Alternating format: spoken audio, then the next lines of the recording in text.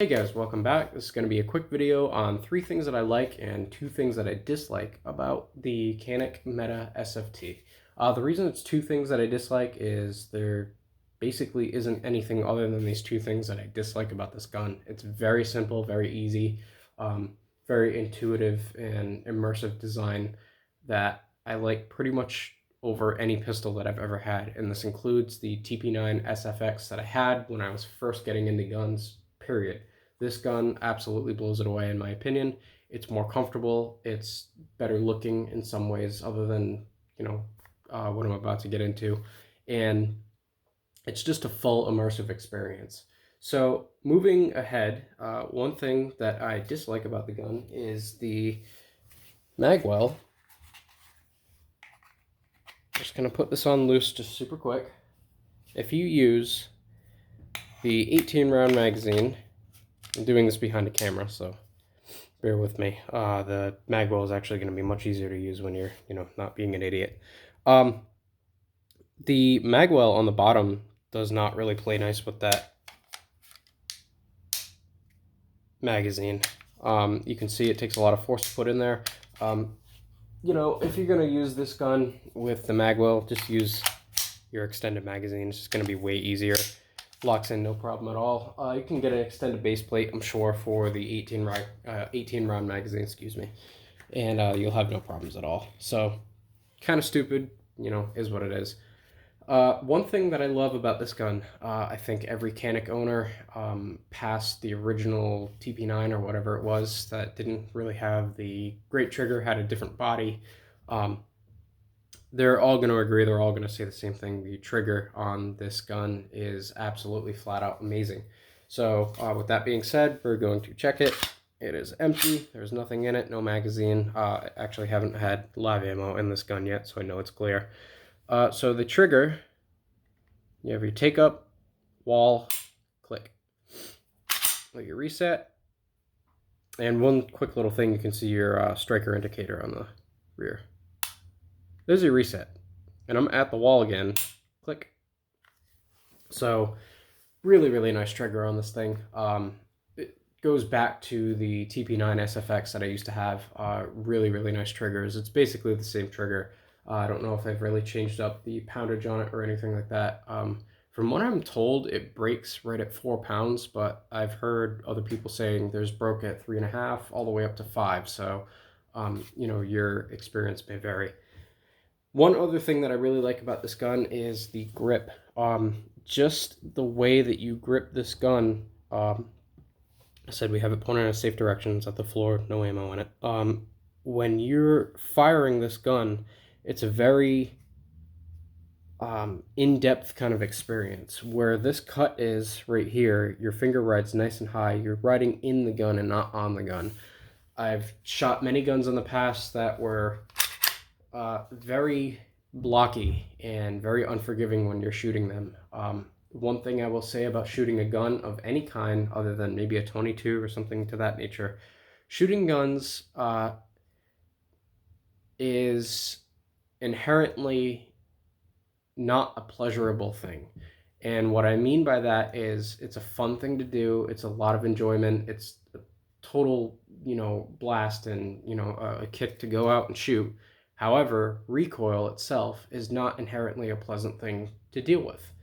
When you have a gun that has a lot of muzzle flip or a gun that has a lot of kick, you're anticipating that recoil. The shooting experience as a whole is a pleasurable thing, but actually getting kicked by the gun or your hand rocked by the gun or slide butt or anything like that is not a pleasurable experience. So shooting the gun with a higher grip like that is going to put you more in line with the muzzle, and you're going to have less muzzle flip. I think it's just going to be way better for everyone, new shooters especially. So let's see, went over the Magwell, went over the trigger and the grip. We will do one more thing that I like about the gun, and that is the fact that the rear sight is now independent of the actual cutout for a red dot. So whether you have an RMR or micro red dot, they make all sorts of adapters for these. The TP9 SFX was actually cut a little bit farther back, so you would lose your rear sight if you switched over to an optic. This you can, I believe it's lower 1/4 witness. Don't hold me to that, but you can actually co-witness with a red dot if you wish on the new Meta series. So that is wonderful. I think a lot of people are going to put that to good use, and people will see what this gun is actually capable of. So moving ahead, we will stop on the last dislike. It is very petty, and I'm sure I'll get all sorts of hate for this. And the only reason that I have this in this color is because this is the only color available. I don't really like it. I've never been a fan of this color. It is what it is. I can send this out and have it coated, I'm sure, and that will be the end of that. I can make it, blue, green, black, pink, whatever I feel like. In my experience with coating, you have to be very careful with that kind of thing. So definitely, if you're going to have yours coated, take it to somebody that's competent so that you're not going to have all sorts of issues with your gun.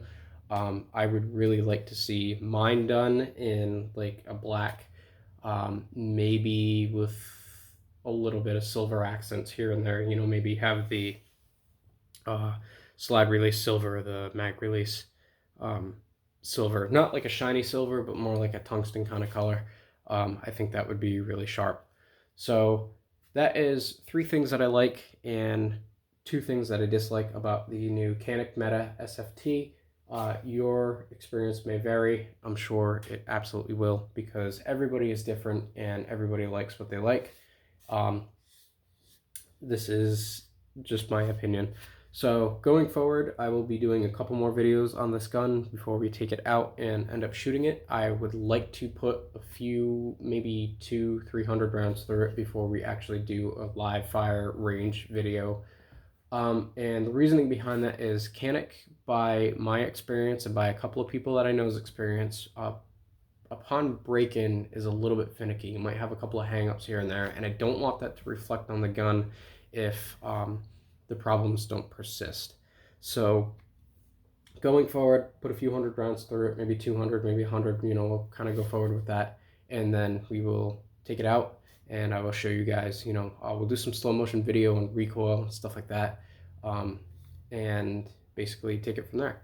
So that is it for this video, guys. I would encourage you guys to go down into the description, follow us on Instagram. It's Paradise Arms, and if you guys want to pick up some merch, it is paradisefirearmsmerch.com. Got a couple of new t-shirt designs down there, so if you guys want to check that out, I will be putting everything back live soon. A couple of the designs got taken down just for like inactivity and stuff, so if you guys want to pick out from what is available, by all means, if you guys have design ideas, definitely send them to me either in the comments or through Instagram, or my email is paradisearms@aol.com. So we will see you guys in the next video. Thanks.